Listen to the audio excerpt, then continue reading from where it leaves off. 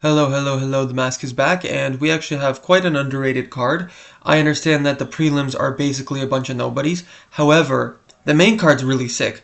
It's basically almost all ranked fighters. I mean, Cameron Smotherman is the lowest level guy. Arguably, I mean, I wouldn't quite say that Carlson Harris is lower level, but and in terms of how many wins you have in the UFC, are you ranked? Were you ever close to rankings? I'd say he's the lowest level. But then you have a title challenger, a former title challenger in Kaya Sakura, who he's fighting as his opponent. So that makes that matchup really interesting. And otherwise, it's like, I know that he's technically not ranked, Kai, but basically every single main card fight feels like it's a ranked fight or just outside the rankings or a very explosive fight. So the main card's awesome. It's just the prelims are mainly a lot of nobodies that they're bringing into UFC. But let's just jump into it. I did accidentally make a few predictions there. Unfortunately, you already saw a lot of it over there. I couldn't take back my predictions, so it is what it is. But yeah, I picked Amarim because I feel like that she's got the control time. Look, Book Me isn't that much smaller, even though they're both quite small for the weight class. But she's gonna be small enough to where Amarim can work takedowns, work the clinch, and look, Book Me is going to have some decent knees in the clinch and some good push kicks, but overall, I don't think that she'll do enough on the feet to mitigate the control and little pitter-pat ground and pound and sub attempts like an armbar. Like I could see a moment where she gets to the back and works the rear naked, but the clock runs out, something like that, potentially. But look, Book Me is pretty good on the ground, jiu-jitsu wise, defensively, and this Kang Ji Zhu against Rodrigo Vieira. I picked Vieira, I believe, by 29-28, maybe 30-27 I did. I think it was 29-28 I was saying originally. Because Zhu has that sort of Long Zhao fight style. And even, like, let's be honest, Long Zhao is like the best version of that style. Long Zhao looked really good against Cody Garbrandt. He should have won that fight. The point deductions were kind of crazy. Um, he actually, but the problem is he kind of swings a little too wild in the pocket. He actually was swinging better than Cody Garbrandt overall, which Cody's known for that, those swinging wild exchanges in the pocket. But it was actually Long Xiao that was doing better in those moments. But some other than the Cody Garbrandt fight, he doesn't usually look that good swinging that wild like he usually does. It was more the leg kicks that I was impressed with, and I don't think that Zhu has those leg kicks, that leg kicking game that Long Xiao showed in Cody Garbrandt's fight. And otherwise, I feel like he's kind of just got the brawling technique that Long Xiao had against Cody Garbrandt, which it was quite good to be fair. But Rodrigo Vera does feel like the more proven fighter from what I've known. Um, and Angela Hill versus Yanang Zhong. I'm gonna botch every single name on this. I'm gonna botch every single name on this card. Apparently, Angela Hill is possibly going to be able to kneel Magni Max here, cockroach her way to a W, win based off of getting the underhooks, getting control of the clinch, and working some little pitter-pat shots up against the fence, then getting a little takedowns and working her pee-wee punches ground and pound. But Jianang Zhang, I guess, is way better in the from what we've seen with her Muay Thai type of style in 1FC. She is, granted, she goes to a lot of decisions, so I feel like this is going to be a competitive 29-28 still. But, I mean, Angela Hill always makes it competitive, but Zhang has that patented Muay Thai style. She's very fast with her combinations, generally speaking. And even though she doesn't really seem like she has a lot of power, I mean, most people don't at this weight class, at women's strawweight. And I do think that she does have the knees. She does have, I feel like both probably have elbows that they could rely on, but I feel like Zhang, coming from that Muay Thai background, is probably going to have the better elbows overall of the two. And then Saruya versus Gurul. Yeah, I mean, Saruya, he has a kind of a flimsy jab. Gurul, he has kind of a bad overhand. and that's about it for the both of them. So both of them are pretty bad on the feet. The reason why I'm really trusting Saruya to get submission here is because Gruel, he kind of dips his head into these takedowns, and I could totally see Saruya being the much better jiu-jitsu guy, while Gruel has very explosive, nice shots and takedowns. I could totally see him picking up Saruya, slamming him, but not quite on the head, more like on the back, and then Gruel, sort of Josh Emmett, Yair Rodriguez-esque, getting his head sort of like stuck in a triangle as he ends up on top of Rey Saruya, and then ultimately he pops his head like a pimple.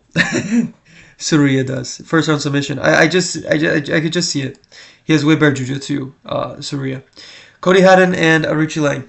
I feel this is going to be a competitive 29-28. Arichi Lang has some explosive, powerful straight punches, but Cody Haddon has that and some decent hooks. And, I mean, Arichi Lang has hooks too, but it's not quite the technique and the form of Cody Haddon, I feel like. Whereas also, Cody Haddon's grappling is definitely something that we have to consider going into this. I mean, look, against Rob Font, Arichi Lang didn't do nearly as bad as Rob Font did. However, Rob Font is just known for his bad takedown defense. So that's not a great bar to say, oh, I'm better than Rob Font with my takedown defense. He's still not great, Arichi Lang. He can get up, and he was doing actually some decent stuff on the feet against Rob Font, to be fair, as all decently leveled guys do. So it's certainly an interesting matchup, and it might be a bit too high of a step up for Cody Haddon right now at this point in his career. However, I'm going to trust that he has the more well-rounded skill set to find takedowns, possibly work his way into side control, land a few little pitter-pat ground and pound shots, try and get the bag fail. Then Arichi Lang gets some decent straight shots, and Cody Haddon works the boxing in tight, pressuring Arichi Lang to the fence and working more takedowns if possible. Working the more in tight pocket boxing. Whereas Arichi Lang, I feel like, is more better with the range boxing, if you get what I mean. Jose Henrique and Meng Ding. I picked Meng Ding. What a name. Because, I mean, also, Jose Henrique is like the most stereotypical name ever. Like, bruh. I picked Ding. I picked Ding because I just think he's gonna get him. Okay, I mean, look, I'm kind of Lucas Tracy maxing here, but I don't really know too much about Mending. I do know that he's seemingly quite chinny, though his recoverability is quite decent. And Jose Enrique can certainly starch him and put him out, but I don't see that sort of finisher instinct from him. Like, he can get finishes, but it's not like, okay, I dropped you. Now I know that I'm going to be able to find the finish on you no matter what. It's not like that. He can let the finish get away from him. And Mending, I feel like he's more... I feel like he's a bit of a Meng Yang Zhang sort of situation where he certainly... I mean, both of these guys have a good height and reach for the weight class. But I just think that he's going to find his way into the pocket, and I feel like he's going to be a little faster and more powerful there. Whereas Jose Enrique... he's going to keep him on the end of his jab, and he's going to try and land across, and it is going to rock Meng Ding in a couple of exchanges. However, I think Meng Ding is one of those guys where he's going to have to sort of get hurt, get rocked a bit, to sort of awaken and adjust as the fight goes on. So I think he's going to work his way into the pocket and hit him with like a right hook, probably. First round KO. Late in the first.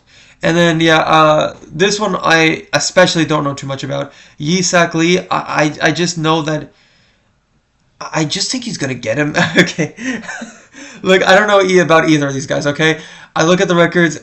I look at what everybody's saying. I'm like, okay, I haven't been picking too many underdogs on this card, and I'm not going to pick that many underdogs on this card. Might as well pick this guy. Lee by submission second round. I'm just going to try and spread out my predictions on this card, I guess. Try and get some underdogs. And another one, actually. Finally... couple of underdogs they can pick. I'm going to go with decision here. I think that those side kicks to the body that Sumerdaji does, which he showed against Jesus Aguilar, which he showed against, I don't know why people call him Jesus Aguilar. It's Jesus. Pronounce it right. Come on. Against the freaking Clayton Carpenter, was it? I think it was Clayton. Mitch Raposo is, I guess, who I'm thinking of. Similar guys, honestly, in their fight style. I think that those side kicks to the body are very nice. They're not quite as... stinging to the body as a teep, a proper teep, but those push kicks are going to constantly, or side kicks are going to constantly back you up and keep his opponents at his distance where he works so well. Charles Johnson, he sort of has to work into the fight, second round, third round, to allow for his longer, more rangy tools to take effect. Otherwise, early on, he's able to be backed up, and he doesn't really have that sort of get-off-me tool. He doesn't have that range. He doesn't use it as well as Sumerderji. I mean, as you saw in that fight, he basically robbed Sumerderji, freaking, what's his name? Charles Johnson. He basically just relied on... Charles Johnson, like, he relied on this, like, robbery clinch control sort of boring decision style, which we've never really seen him implement before that one. And so it was an interesting fight for sure. And I could see potentially Alex Pereira, bro, that would be a fucking nightmare for Sumerderji. But Alex Perez, I could see him working some clinch. It is a path to victory, probably being the stronger guy, just a ball of muscle. Sumerderji is a very thin guy for the weight class. He's tall and he's long and he's lengthy, but he is very thin. And these other guys have gone pretty close to takedowns, which are not on Alex Perez's level. He does have a nasty right hook. A pretty nice left hook even, too. So, I mean, his hooks are very nasty in the pocket. Sumerderji does have to be wary of that. But Sumerderji has some really nice elbows in close, too. So I just think that Sumerderji, at both ranges of the fight, at the pocket, at long distance, more of the kickboxing-esque style, either way, I think he does have I wouldn't quite say the advantages in the pocket, but he has the competent style to win this fight by another close 20-28. I mean, I'd hope another finish because we're getting a lot of decisions, but hopefully this one will allow for him to push the pace more. Jake Matthews versus Carlston Harris. I mean, come on, this is not a really fair matchup. Carlston Harris is taking this on short notice. He is getting starched every single time. Jake Matthews isn't really known for his power, to be honest, but his form has been getting better with his hooks. Uppercuts even he's been implementing more. And honestly, Carlston Harris is ripe for an uppercut. So I'm going to say an uppercut KO in the second round. Because I think it's going to be kind of a feeling out process in the first. Possibly Carlston Harris is actually going to get to some jiu-jitsu exchanges successfully. Maybe Jake Matthews rocks him with a right hook. He sort of pulls guard almost. And then he kind of actually, Jake Matthews, he tries to follow up with ground and pound, and he sort of gets pulled into a triangle, and he has to escape. Overall, Jake Matthews wins that round because of damage, but he did get him to a pretty nice submission, pretty tight. And then in the second round, he sort of just, okay, I'm not going to give you any respect because on the feet you clearly don't have anything for me. And I think he's going to find like a left hook on the chin. After fading, or no, I think he's going to land some decent hooks on the guard as Carlston Harris kind of covers up. And I think as he sort of does that traditional boxing cover-up where the uppercuts ripe through the middle, I think that he's going to perfectly find that and time a nice uppercut. Probably getting a pretty decently brutal TKO, I'm going to say, in the second round. I just think that Carlston Harris, he has a jiu-jitsu game, and otherwise he has a kind of Kevin Holland-esque striking style without the power. Cameron Smotherman versus Kaya Sakura. Actually, I'm picking a finisher. I'm going to pick a lot of finishes on this main card. And, I mean, who knows? Maybe seeing how Sergey Pavlovich has been fighting lately, seeing how Mingyang Zhang got front-checked, seeing how Alonzo Menifield has gotten to some pretty weird knockdown decisions, seeing how, you know, a lot of these guys have been going to decisions lately, even Song Yadong, Deiveson Figuiredo, despite these guys being known for power, Kaya Sakura being known for starching these guys with flying knees.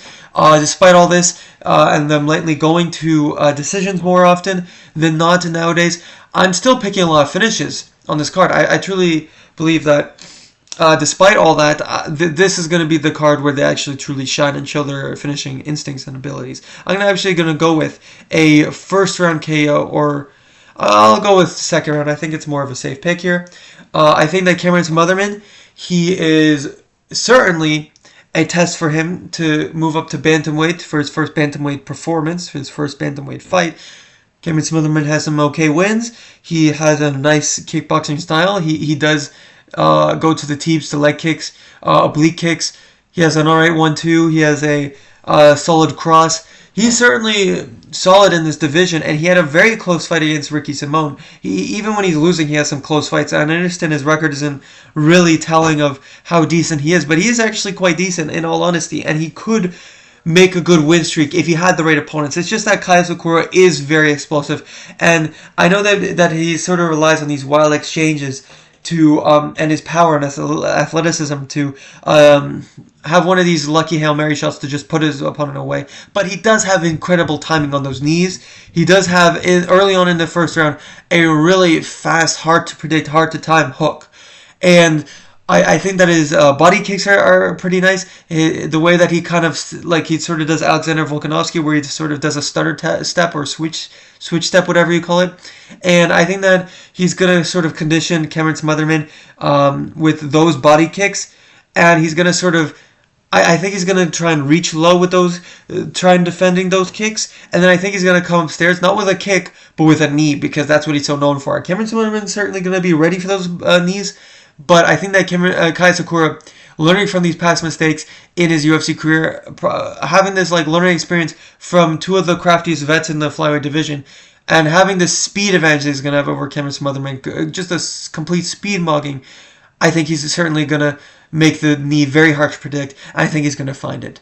Whether it be the solar plexus, whether it be the chin, whether it be the temple, I think it's going to land somewhere pretty accurate, because these other guys, I mean, Pantoja's very high level, and I understand he's quite reckless, but he did find it on Pantoja, and it was certainly a factor in that fight. Even though he ran through it later on, it was something that he had to respect, or at least early on. And Talison Teixeira versus Sergey Pavlovich. Now, though, I know that everybody's picking Pavlovich, and for a good reason, because Talison Teixeira is not Alexander Volkov. He does not have the distance management of an Alexander Volkov. He does not have the leg kicks of an Alexander Volkov, and he does not have the jabs, the teeps, the size, the muscle of an Alexander Volkov. However, he does have certain attributes that worked against Sergey Pavlovich. Sergey Pavlovich had never had to deal with that size, with that reach, with someone who can match his attributes and then some. Now, granted, he didn't quite have the reach, I believe, and even in this matchup, Talison Teixeira doesn't have the reach of a Sergey Pavlovich. However, I do think that Talison Teixeira, with his flimsy body kicks and his jabs, it's certainly something that Sergey Pavlovich has had to struggle with against a Alexander Volkov, especially in his more patient, plotty style as of late. Now, I understand that perhaps you could say, oh, it's because of the style matchups, and I'd agree. Those guys were much more lower level that he fought, and they just so happened to bring him higher up in the division, because those guys were higher up in the division at the time, Derek Lewis and Tai Tuivasa. I believe Derek Lewis was number 5 when he beat him, and Tai Tuivasa was number 3, something along those lines. So it definitely begs the question, like, is he just not gonna be? Is he just never gonna be able to beat guys that have height and basically matching reach, like an Alexander Volkov, like a Talison Teixeira? Is he just never going to be able to stylistically handle these guys that over-attribute him in the height, in the reach, or at least match him?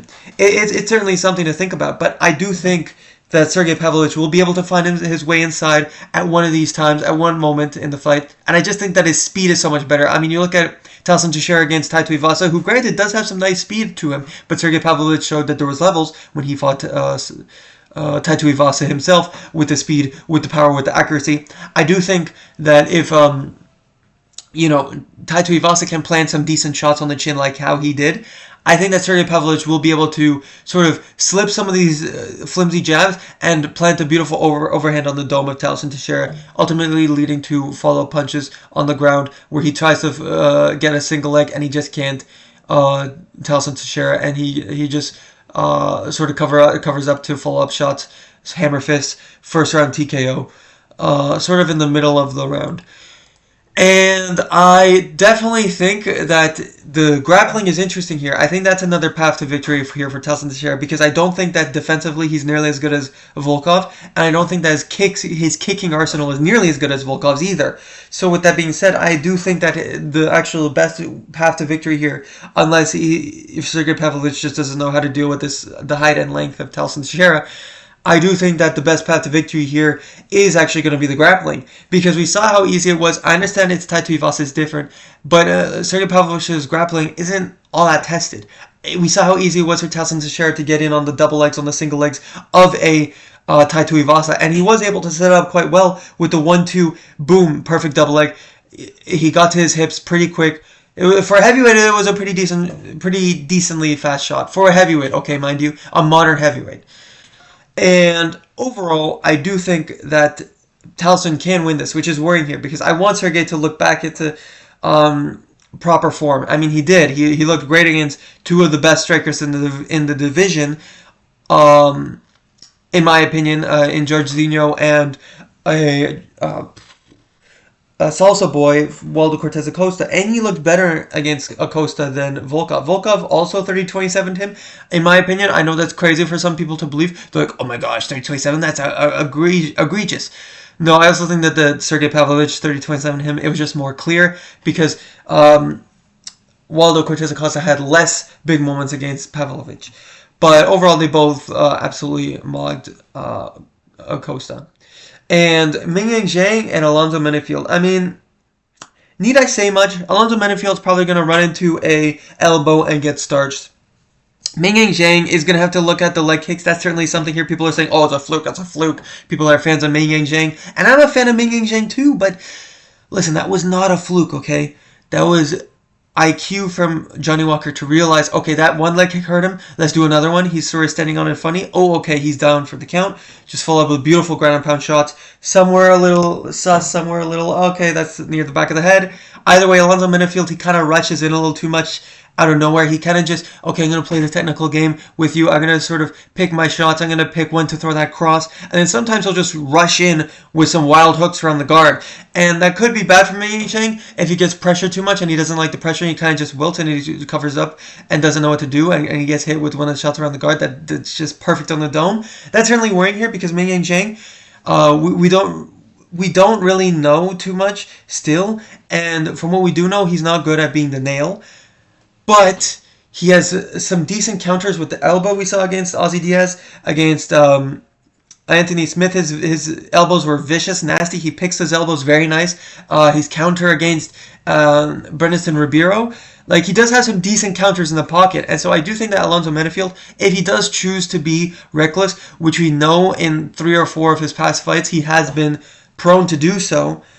These hooks, these elbows in close are going to find the target, and I do think that even though Alonso Menefield might be a little bit faster, arguably, in the pocket, I think Mingyang Zhang is more precise. So I think he's going to find it probably in the first round, similar to Sergey Pavlovich.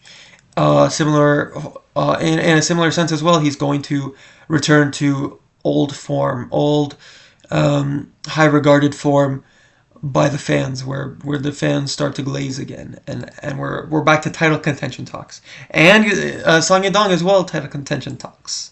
I know that people are saying, oh, Deiveson Figuiredo, he's got good chin, he's shown it in a lot of his past fights, and I know that's kind of crazy to assume that this whole card, his whole main card, is just going to be KO, KO, KO, KO, KO, KO, except for Sumaderji, but I'm going to go with a KO in the 4th round for Song Yadong. I understand that his best ways to get the KO is early on, but I think Deiveson Figueiredo, he's been showing that he's been slowing down. I think he missed weight in his last fight as well.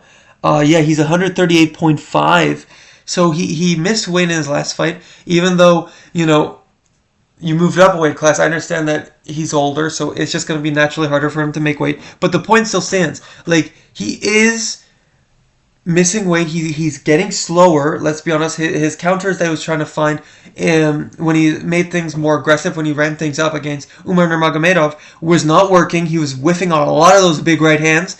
And that's what he relies on the feet these days. He relies on the big right hand, sometimes some alright kicks. Yeah, he does have some nice kicks, I'll give him that. But when his opponent covers up well, has good movement, is explosive and fast, not like a freaking Plotty McPlodster Montel Jackson who stands up straight, who gives you these straight shots, who doesn't move his head.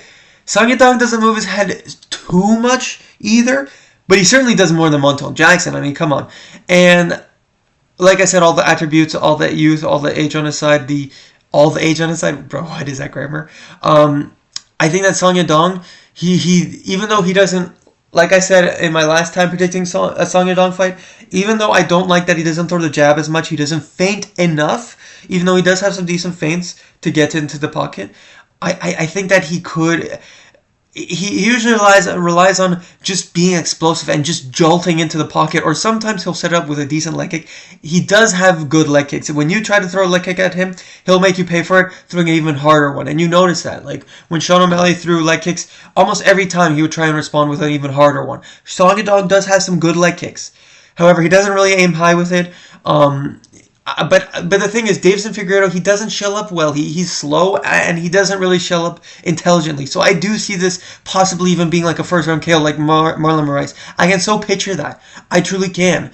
I just think that Deiveson Figuiredo is probably going to get in on some takedowns. Song Yadong, he hasn't really had to fight these especially with Deiveson Figuiredo probably going to be missing weight again. I just think that he hasn't had to fight this sort of decent takedown threat that Deiveson Figuiredo is. We saw even Umar was kind of struggling to keep Deiveson down compared to Mario Bautista, where he was kind of just able to control Mario Bautista throughout the 3 rounds, almost the entirety of the 3 rounds. Whereas Deiveson, he wasn't really willing to go down to the ground as much until Deiveson Figueroa overextended on a punch. I think that he is quite decently strong for the weight class, which is quite surprising considering how small he is, how he came up from flyweight. But I guess that shows how he was just freaking killing himself to make a flyweight. And I do think that he's going to get some takedowns early on, possibly plant some big right hands on Song Yadong's chin, rocking him early, possibly getting the second round off of some decent right hands and some decent kicks.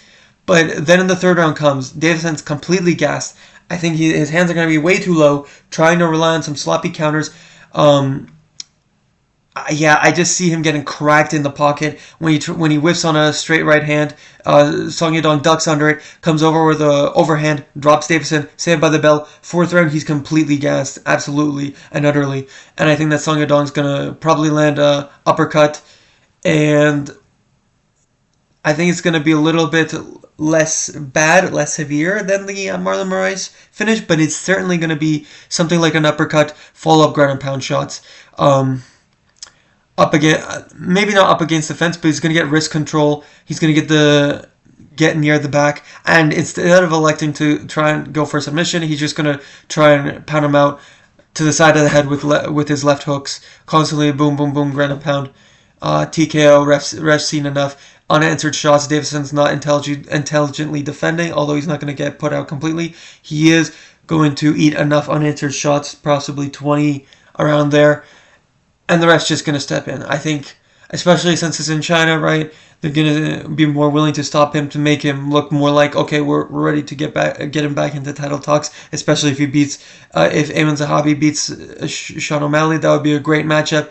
They're definitely going to be looking to do something like that in that case, or in the case that Sean O'Malley or Mario Bautista wins against a Corey Sandhagen.